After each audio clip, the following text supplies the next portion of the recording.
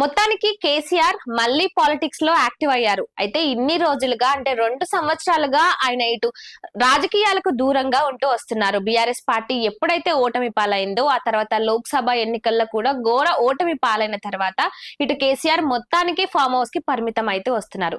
ఇక తాజాగా ఆయన బీఆర్ఎస్ ఎల్పీ మీటింగ్ ఆయన అధ్యక్షతన జరిగింది. ఇక ఆ మీటింగ్ లో ఆయన మాట్లాడిన మాటలకు ఇటు బీఆర్ఎస్ శ్రేణులు గాని నాయకులు గాని కార్యకర్తలందరూ కూడా అబ్బా మళ్ళీ మా నాయకుడు బ్యాక్ అంటూ సంబరాలు చేసుకుంటున్నారు.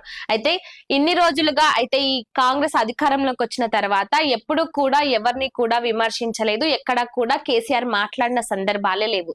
ఇక ఇప్పుడు మొత్తానికి ఇటు కాంగ్రెస్ అధికారం 2 ఏళ్ల పాలన గురించి, అదే విధంగా ముఖ్యంగా తెలంగాణ ప్రజలకంటే సాగునీటికి సంబంధించి ఏవైతే ఇబ్బందులు ఎదుర్కొంటున్నారో, ముఖ్యంగా గత బీఆర్ఎస్ పాలనలో 10 ఏళ్ల పాలనలో ఇటు నీళ్లకు సంబంధించి రైతులకు ఎలాంటి ఇబ్బంది లేకుండా బీఆర్ఎస్ ప్రభుత్వం చూసుకుందని, ఇప్పుడు కాంగ్రెస్ ప్రభుత్వం టీడీపీతో కలిసి ఈ విధంగా నీళ్లు తెలంగాణకు రాకుండా చేస్తుందంటూ, ముఖ్యంగా కావాలనే ఆలస్యం చేస్తూ మొత్తం నీళ్లనన్నిటిని కూడా ఆంధ్రప్రదేశ్ దోచుకుంటుందంటూ కేసీఆర్ మాట్లాడారు.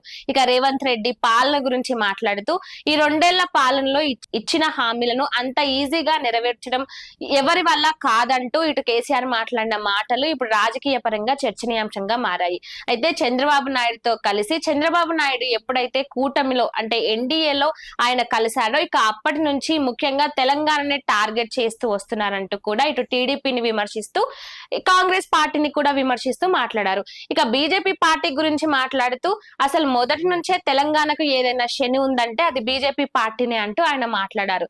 ఎప్పుడు కూడా తెలంగాణకు రావాల్సిన నీళ్ల విషయంలో గానీ నిధుల విషయంలో గానీ వీటన్నిటిలో కూడా కేంద్రం కావాలని ఈ విధంగా చేస్తుందంటూ, ఇప్పుడు ఈ కాంగ్రెస్ అధికారం కూడా వాళ్ళకి మరింత సపోర్ట్ చేస్తుందంటూ కూడా కేసీఆర్ మాట్లాడారు.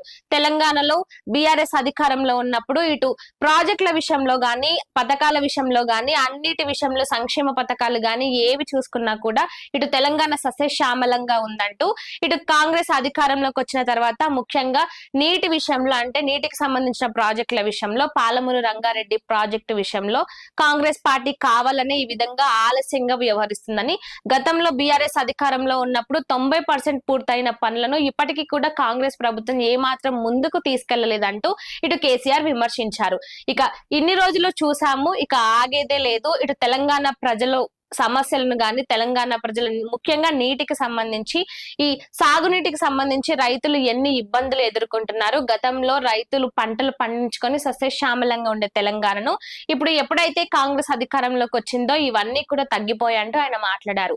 ఇక ఖచ్చితంగా ఇటు కేసీఆర్ ఇటు తెలంగాణ ప్రజలతో కలిసి పెద్ద ఎత్తున పోరాటాలు చేస్తారని, ముఖ్యంగా స్వయంగా తాను కూడా ఆ పోరాటాల్లో పాల్గొంటానని, ఇటు బహిరంగ సభలు రోడ్ షోలు అన్ని నిర్వహించి ఈ కాంగ్రెస్ అధికారంలోకి వచ్చిన తర్వాత ఎలాంటి పాలన చేసిందని, ఇటు పథకాల విషయంలో గాని ముఖ్యంగా నీటికి సంబంధించి తెలంగాణ ప్రజలు కొట్లాడేదే నీళ్లు నిధులు నియామకాల విషయంలో.